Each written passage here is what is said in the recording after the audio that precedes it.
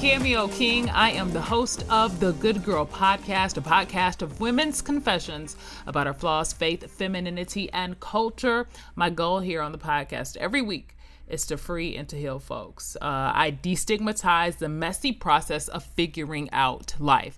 Y'all know all too well how we got some of our knowledge, our wisdom, our compassion came through very messy processes.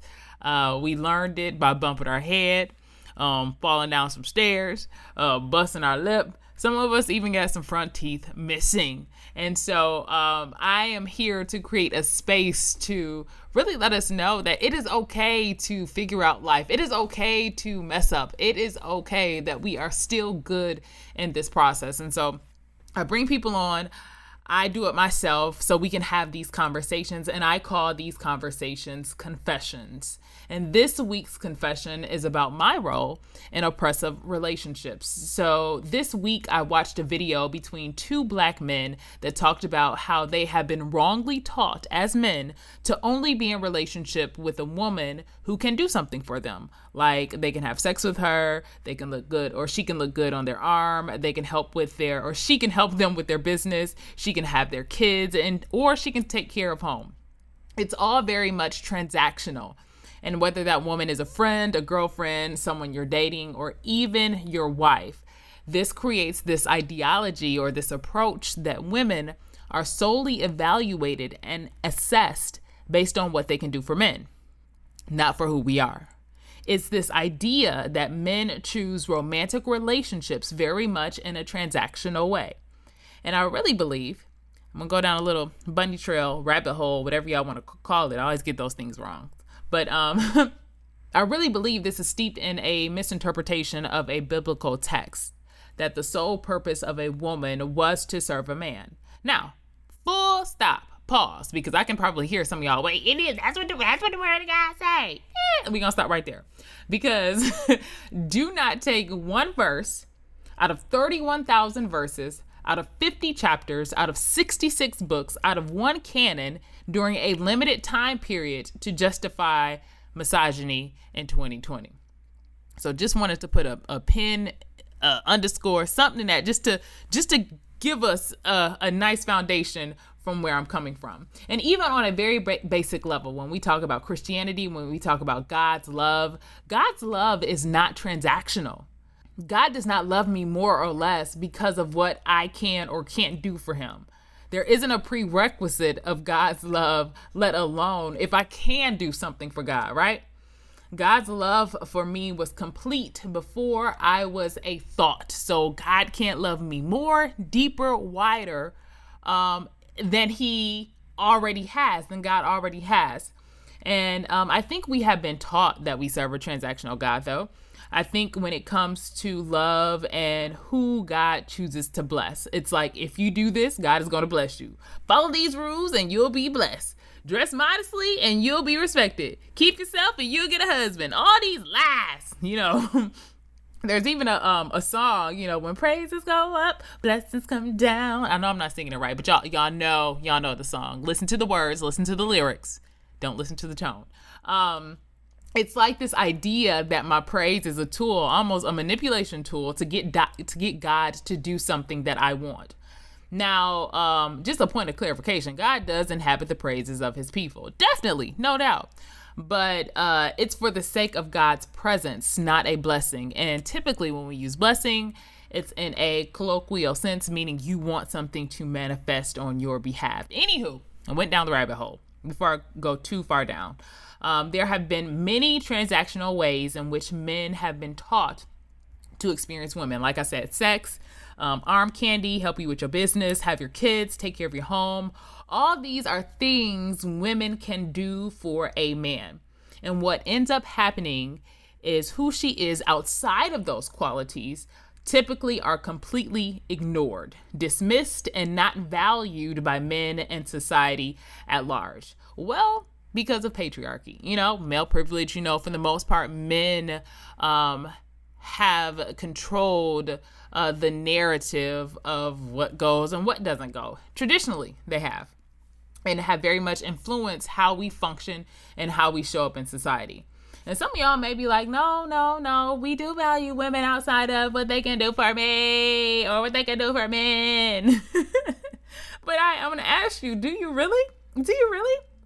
How many relationships, ladies and fellas and non-conforming gender folks, how many relationships began with an interest in and an exploration in simply who the woman is?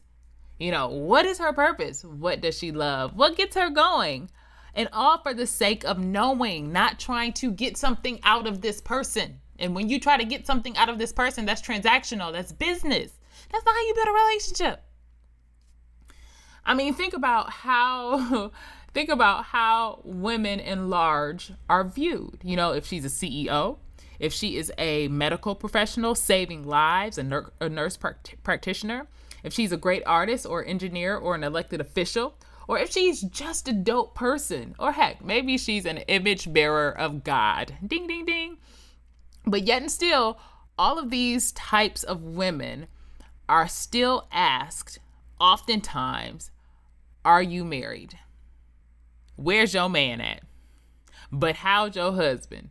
And I know all too well it's typically an attempt to diminish her achievements. So does the value and contribution of any of those things I just mentioned cease to exist if they don't benefit a man? I say all this to say that this approach is problematic and destructive to relationships. It was such a complete pleasure to see men articulate this perspective.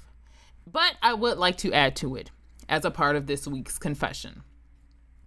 I very much upheld the role of being that woman who played to the assessments and evaluations of what I could do for a man. I believe I needed to be all those things that a man desired to be valuable, and I even held that harmful standard for other women. I learned the system and played the game with the goal of not being harmed, as I once was, but unfortunately in this process was I not only harmed more, I began to harm others.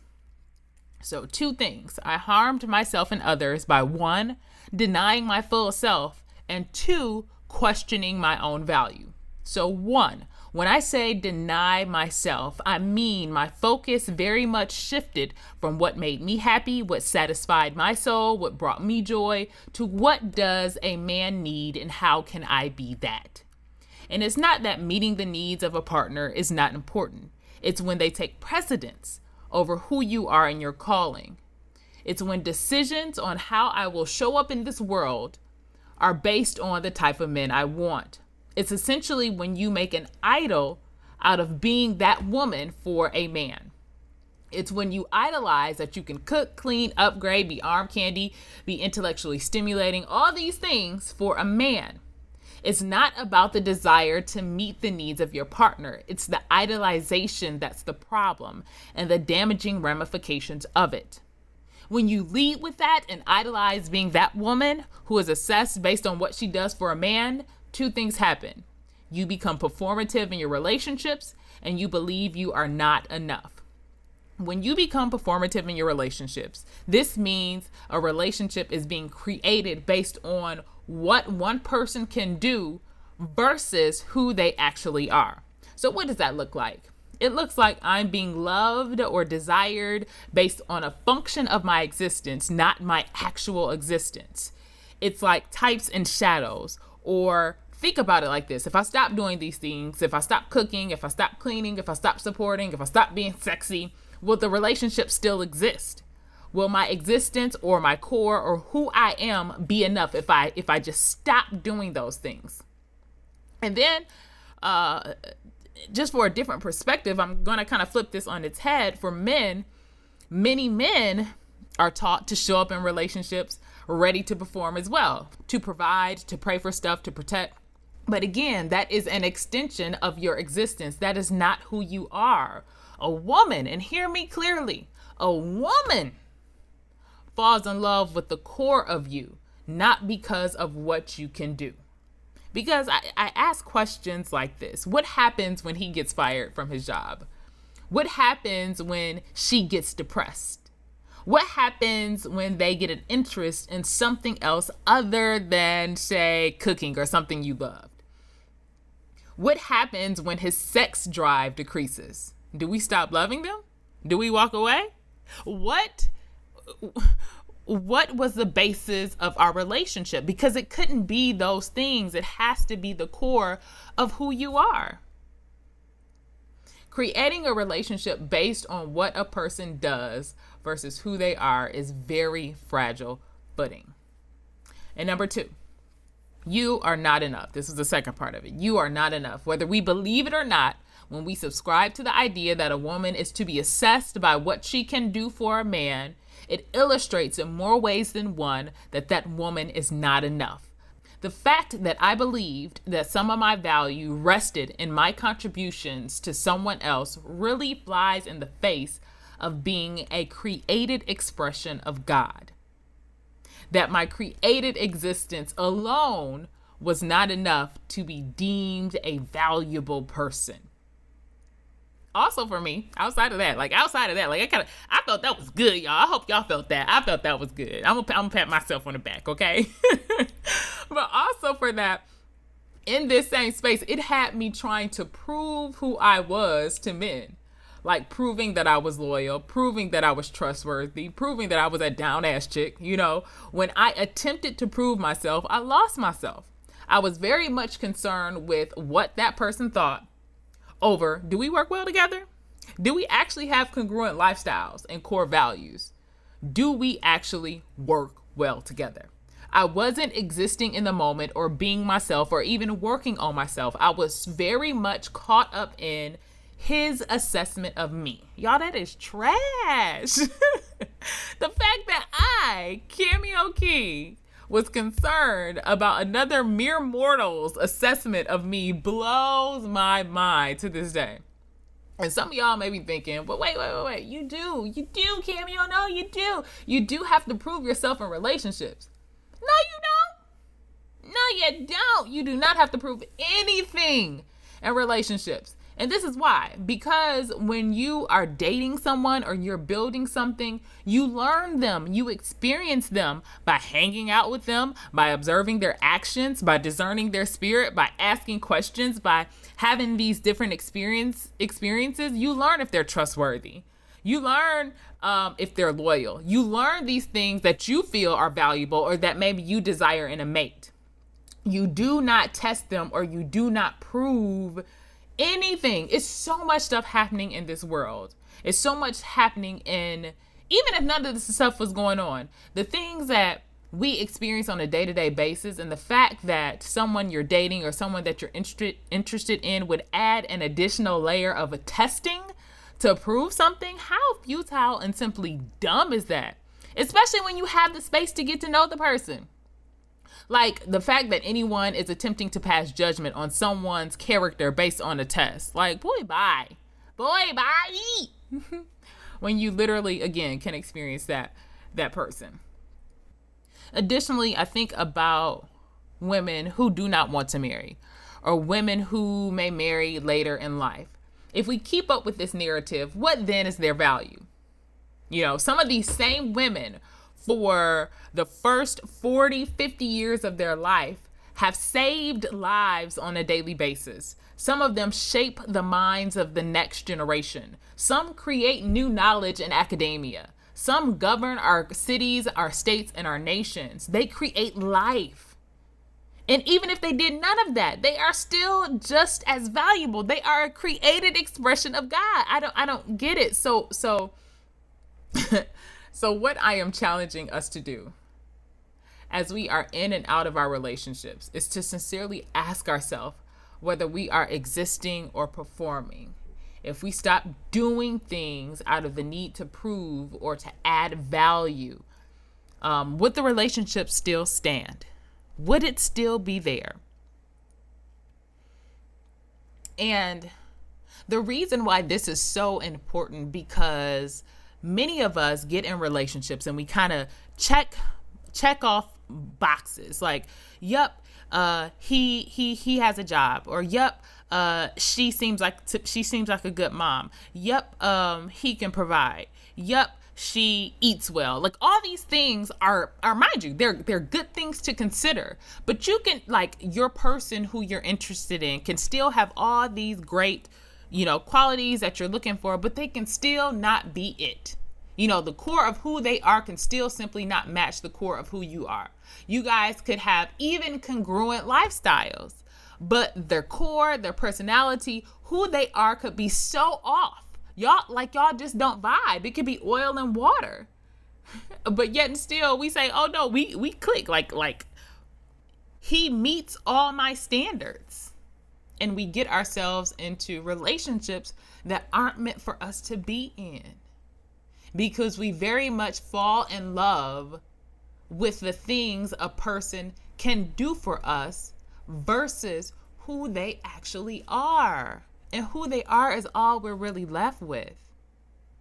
When ish hits the fan, you're talking to who that person is. You're talking to their core values. You're talking to their character. You're talking to their personality. You're not talking to if they made a car payment. You're not talking to if they have a job. And I want to stress that these things, I'm not saying these things don't matter. I'm just saying we got to flip it and reverse it. Ow. Missy Elliott's birthday was like the other day. We have to, what I'm saying is we have to flip it. We have the cart before the horse, and getting to know the core of the person should be primary, should be paramount. And I think that's what, and I know that's what the video of the two men were explaining, that they have created these very much transactional relationships because she meets these standards that I know I want. Like I want a woman who is as freaky and as nasty as I am. I want a woman who can help me with my business. I want a woman who can cook for me, who can cook a really good meal. I want a woman, and again, you can have a woman who does all these things, and same thing for the woman. You can say, I want a man who is always emotionally present for me. My friend told me that kind of hit me in a certain way. I said, ooh, because I do. But my thing is, what happens when he's not emotionally present? Do I stop loving him?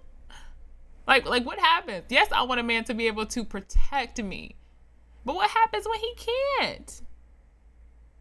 Like, legit, do I stop loving him? What happens when he can't provide? Do I stop loving him? I do not. Because I am not in love with your provisions. I am in love with you.